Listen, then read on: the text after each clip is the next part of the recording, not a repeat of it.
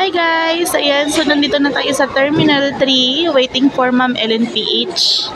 Yes, you heard it right. Magkikita kami. Ayan, arrival niya ngayon, April 29 from Davao. Ayan, solo lang siya ng flight 5J964 and landed na. Waiting po sa shuttle bus na magdadala sa kanya sa arrival. So, ayan guys, dito tayo sa arrival area.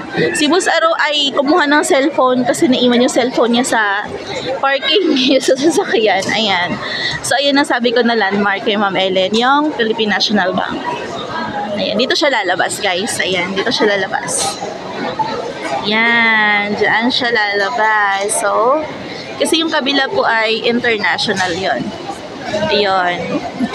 Yan, yung sa kabila na yan, yung sa left na yan, na dyan po yung sinundo si Sir Admin. So, si Ma'am Ellen dito po. Ayan. O, yan. Dyan tayo mamaya tatayo dun sa may mga nasa harap na yan para kitang-kita natin yung paglabas niya.